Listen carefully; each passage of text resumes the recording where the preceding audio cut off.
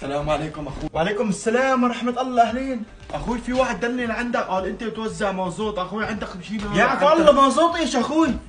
انا بشتغل بالقماش اخوي. لك اخوي بدي بس تركت مازوت اخوي. يا عفو الله مين دلك؟ لك من هون من الماكينة، فك الماكينة اللي اذا رفعتها مو فيها مازوت. لك وكل الله هدول ماكينات لك بقلبهم زيت هدول. لك اشي انت معبول شيء. طب هذا شو هيك المقص؟ جرب بلكي من هون بلكي طلع لي بس علبة هيك صغيرة. اخوي هذا على الكهرباء اخوي، لانه جايب الموتور مقطوع، لانه انا متكفل فيك بالموتور. ايه فهمت عليك. بتروم من وجهي ولا ببتلي فيك؟ هلا هذا لازمك اخوي. ايه لازمني اخوي. او قال لك مو مال حرام خده خلص. طب هذا الصغير اخوي اخده. انو الصغير؟ لك عيفه لك هدول كيس وسخ اخوي. ايش لك فيهم انت؟ مع الزبالة انا بلزمني اخوي، هذا كله بحطه بالصباب بالشعل، مو والله جاي برد. طلع بتروم من وجهي ولا بدقك 60 كاب؟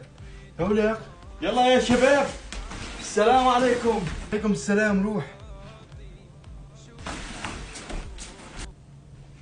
عم مش حطوه بجرات؟